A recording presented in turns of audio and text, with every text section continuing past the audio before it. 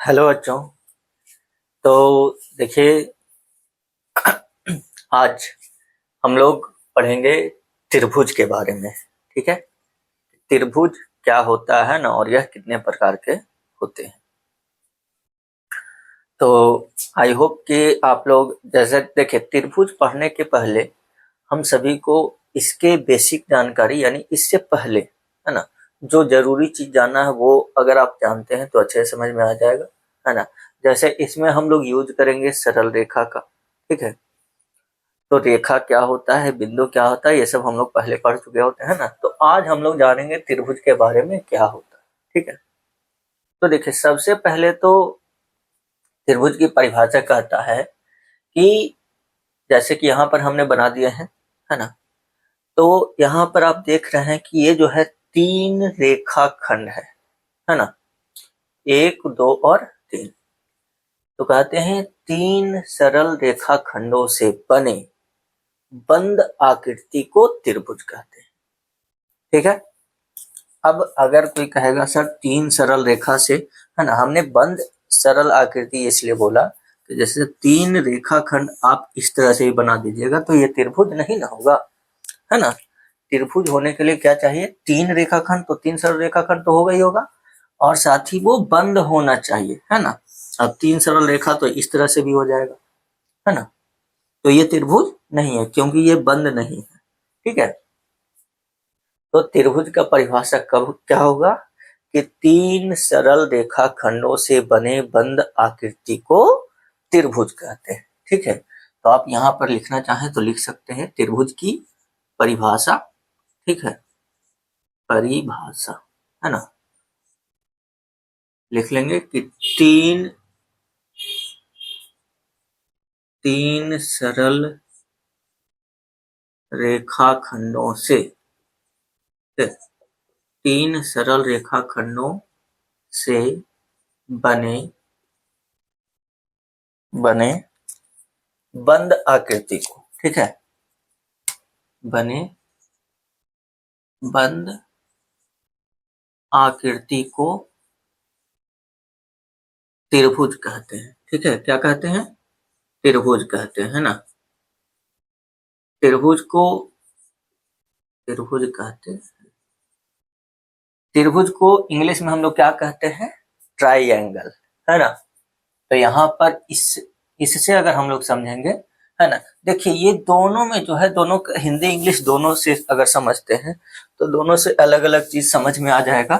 ठीक है, जैसे देखें, हिंदी शब्द जो है हमारा त्रिभुज, ठीक है, क्या है, त्रिभुज।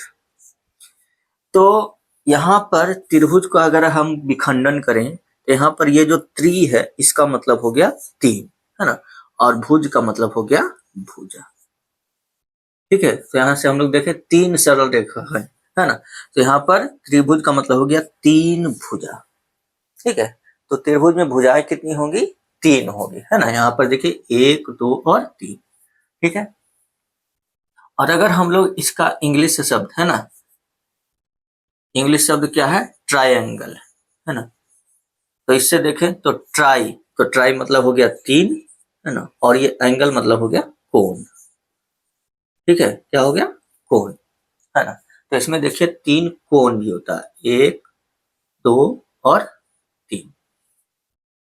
ठीक है, तो हिंदी और इंग्लिश दोनों शब्द से हम लोग समझे तो इसका त्रिभुज में तीन भुजा होती है और तीन कोण होता है। जैसा कि हम लोग देख रहे हैं भुजा एक, दो और तीन है ना, और ये हमारा एक, दो और ये तीन कोण है।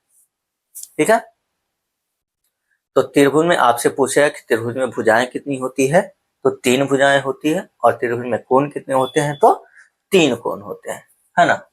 और त्रिभुज कहते किसको हैं, तो परिभाषा में देंगे तीन सरल रेखाखंडों से बने बंद आकृति को त्रिभुज कहते हैं।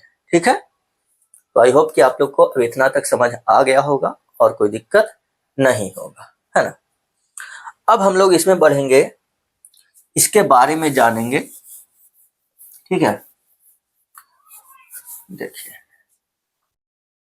तो अब हम लोग जानेंगे कि त्रिभुज होते हैं कितने प्रकार के। ठीक है, त्रिभुज को कितने प्रकार में बांटा गया है ना।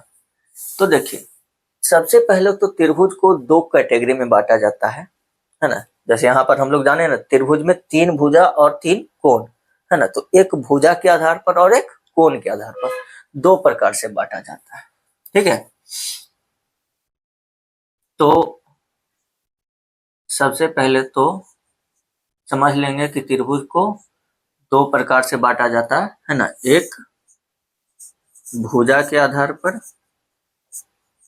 ठीक है, भुजा के आधार पर, on the basis of side and on the basis of angle, है ना, कोण के आधार पर, ठीक है। क्या? कोण के आधार पर। तो देखिए, भुजा के आधार पर त्रिभुज कौन कौन होते हैं और कोण के आधार पर कौन कौन होते हैं, है ना। तो हम लोग जानेंगे कि भुजा के आधार पर त्रिभुज कौन कौन होते हैं। तो इसमें सबसे पहले आता है हमारा एक विषमबाहु त्रिभुज होता है ना। विषमबाहु त्रिभुज होता है, ठीक है। और फिर समद्विबाहु त्रिभुज होता है,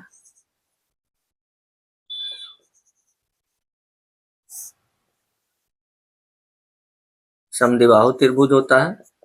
और तीसरा नंबर पे हमारा समबाहु त्रिभुज होता है, ठीक है। क्या होता है? समबाहु त्रिभुज होता है। इसका क्रम ऊपर नीचे हो सकता है, इससे कोई दिक्कत नहीं है ना। हो सकता है कोई पढ़े कि समबाहु त्रिभुज, फिर समद्विबाहु त्रिभुज, उसके बाद विषमबाहु त्रिभुज, तो उससे कोई दिक्कत नहीं है। भुजा के आधार पर त्रिभुज को तीन भाग में बांटा गया है, विषमबाहु त्रिभुज, समद्विबाहु त्रिभुज और समबाहु त्रिभुज, ठीक है ना। उसी प्रकार से कोण के आधार पर भी त्रिभुज को तीन भाग में बांटा गया है ना। कौन कौन? तो एक होता है न्यून कोण त्रिभुज, समकोण त्रिभुज और अधिक कोण त्रिभुज, ठीक है। तो देखिए, तो इसमें भी हमारा यह हो जाएगा तीन। तो एक क्या हो गया? न्यून कोण त्रिभुज, है ना। क्या? न्यून कोण त्रिभुज। और फिर समकोण त्रिभुज। क्या? समकोण त्रिभुज। और फिर होता है हमारा अधिक कोण त्रिभुज, ठीक है। क्या? अधिक कोण त्रिभुज,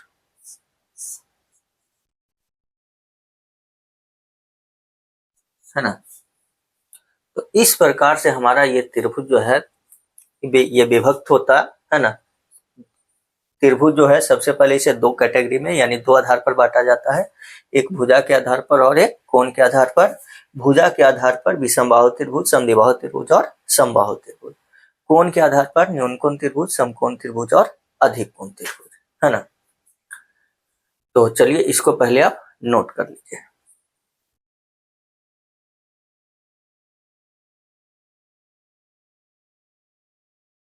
है ना।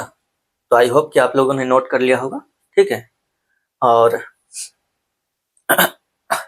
तो देखिए, वीडियो जो हो जाएगा आपका, मतलब एक ही बार में, जैसे अब अगर हम इसको बताएं कि भुजा के आधार पर ये तीनों त्रिभुज क्या क्या होते हैं, ये तीनों त्रिभुज क्या क्या होते हैं ना, तो फिर वीडियो अधिक लंबा हो जाएगा। तो आज हम लोग इतना ही समझते हैं कि त्रिभुज क्या होता है और इसको त्रिभुज किसे कहते हैं, है ना। और त्रिभुज को दो आधार पर बांटा गया है। बाकी हम लोग अगले क्लास में जानेंगे, ठीक है। तो आई होप कि आप लोग को ये समझ में आया होगा। और यदि आप चैनल पर नए हो तो चैनल को सब्सक्राइब करके बेल आइकन दबा लीजिए, है ना। और अगर आपको समझ में आया तो वीडियो को लाइक जरूर करिए, है ना। और कमेंट कीजिए कि कैसा लगा और अपने दोस्तों के साथ शेयर कर दीजिए। मिलते हैं हम लोग नेक्स्ट क्लास में, तब तक के लिए धन्यवाद। जय हिंद।